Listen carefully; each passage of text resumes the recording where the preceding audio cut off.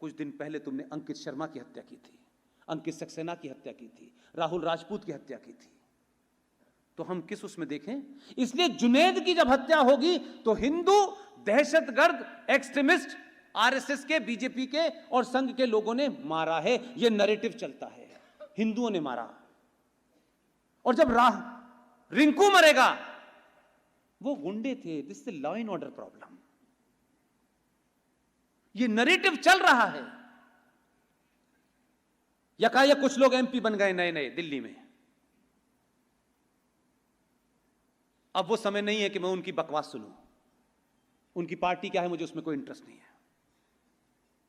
वो ये ज्ञान दे रहे हैं हमें सौहार्द बना के रखना है। भाई इस सौहार्द का ठेका हिंदू सनातनों ने नहीं ले रखा है, भाई हमने नहीं ले रखा है।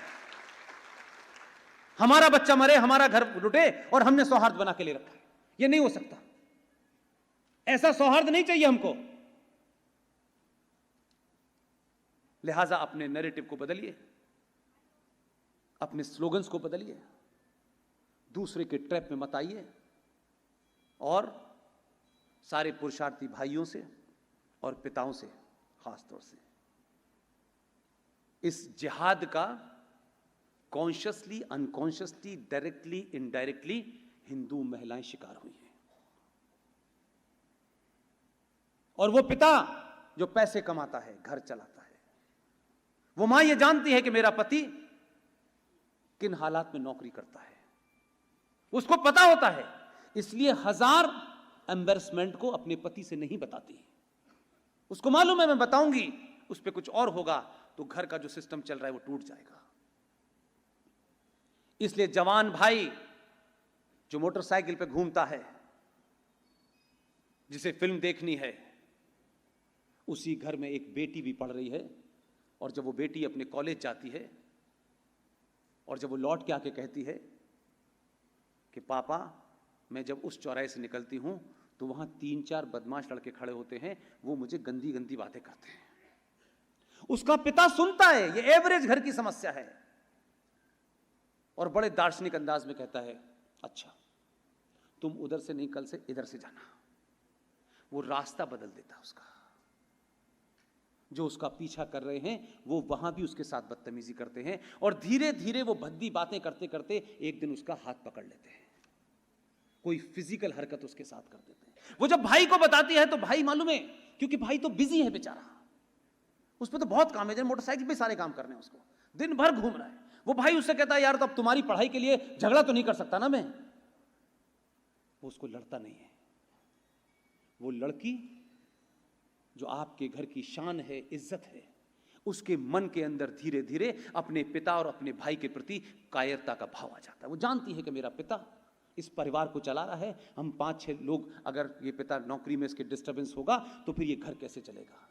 इसलिए चलता रहता है और वो धीरे धीरे अपने मन के अंदर अपने पिता और अपने भाई के प्रति इस बात के लिए क्लियर हो जाती है कि ये डरपोक और कायर लोग हैं, मेरी रक्षा नहीं कर सकते। इसलिए वो फिल्म देखती है, फिल्मों में किसी कैरेक्टर को ढूंढती है, फिल्मों में बड़े बड़े माचो मैन आते हैं, वो कहती है मेरा भाई तो ऐसा दिखता नहीं, मेरा पिता तो ऐसा दिखता नहीं। और उस गफलत में, उस कुंठा में, उस दर्द में, उस तकलीफ में वो घर से बाहर निकलती है और किसी पंचर वाले के साथ चली जाती है। माफ कीजिएगा, यह लव जिहाद की समस्या कानून से नहीं सॉल्व होगी। यह शुद्ध रूप से सामाजिक और आपके परिवार की समस्या है। यह आप ही के साथ क्यों होता है, उनके साथ क्यों नहीं होता? आप तो बड़े अमीर लोग हैं, उनके मुकाबले तो आपकी इकोनॉमी बहुत अच्छी है, वो तो बहुत जाहिल हैं। यह क्यों होता है? क्योंकि आप साइक को समझना नहीं चाहते। इसलिए मेरी आप सबसे, जितने भी पुरुष हैं यहां, चाहे वो पिता के रोल में हो या भाई के रोल में हो या बेटे के रोल में हो, अपने रोल मॉडल बदलिए। फिल्में जरूर देखिए और बाहुबली भी देखिए, और बाहुबली का कैरेक्टर को देखिए कि बाहुबली की पत्नी देवसेना जब एक कायर राजा के दरबार में महिला दर्शन के लिए आती हैं तो उस राजा का सेनापति हर महिला के कपड़ों में हाथ डालता है देवसेना भी जाती है, उसके साथ भी उस कायर राजा का कायर दलाल सेनापति उसके भी कपड़ों में हाथ डालने की कोशिश करता है, लेकिन देवसेना उसके हाथ की उंगलियां काट देती है। इशू ये नहीं है आप देवसेना पे ताली बजा रहे हैं, नहीं, उसी सभा में सभा लगती है और वो कायर राजा उस कायर और दलाल नाम के उस सेनापति की कहानी सुनता है और बताए इसने ऐसा किया, इसने कैसे किया और मैंने नहीं किया।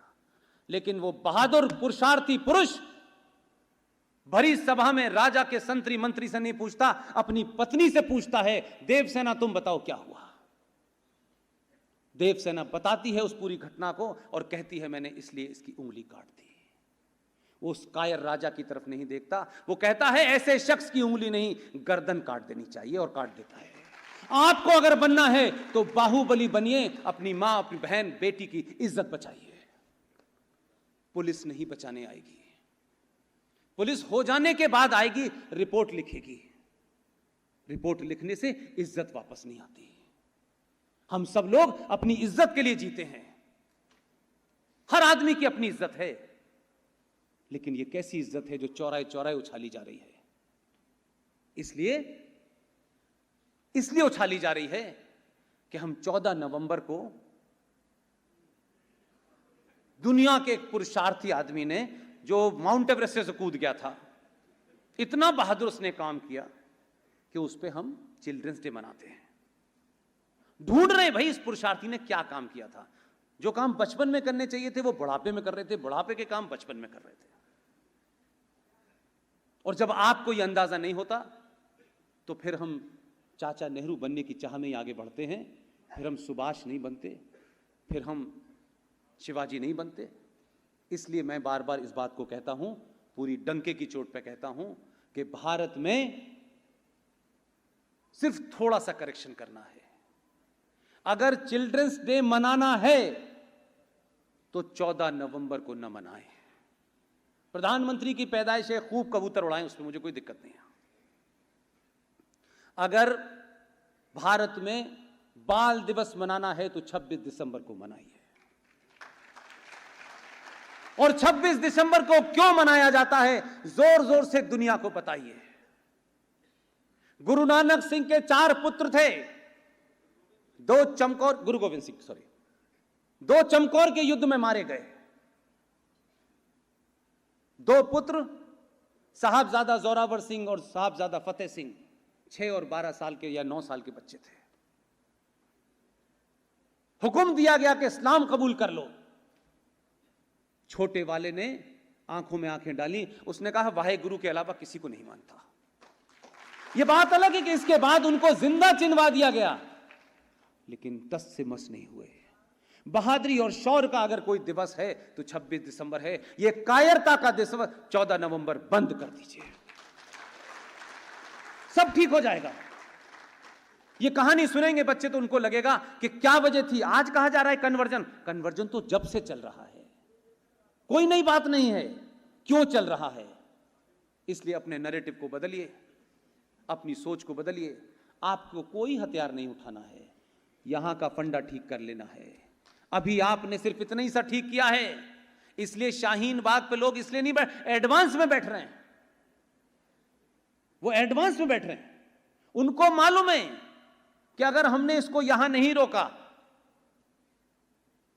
तो अभी तो इसने पड़ोसियों से कहा है कागज लेके आओ, अगली बार कहेगा तुम दिखाओ। तो यहीं रोको, डरा दो इस देश को। तो आप देश के प्रधानमंत्री से ये मांगना बंद कर दीजिए कि हमें जनसंख्या नियंत्रण कानून चाहिए। आपसे नियंत्रण करने के लिए किसी ने कहा था? किसी ने रोका था आपको? कोई कानून बना था? नहीं बना था। आपने अपने ऊपर नियंत्रण कर लिया, अब दूसरों से कहते हैं तुम भी करो। आपने कहा 2 हम 2 हमारे 2, क्योंकि वो एक फलसफे के तहत चल रहे हैं। उनको इसमें इंटरेस्ट नहीं है कि उनका बेटा सीओ ही बनेगा, आपने कहा हम दो, हमारे दो, उनका हम दो, बाकी तुम गिन लो। अब आप कह रहे हैं कि गिने कैसे, ये तो 21 है, 22 है, 24 है, 23 है, 11 है, 12 है। अब इनकी जनसंख्या ज्यादा हो गई है, तो उन पे एक ही काम था, और तो कोई काम था नहीं, और कोई काम था, आप दूसरे कामों में बिजी हैं।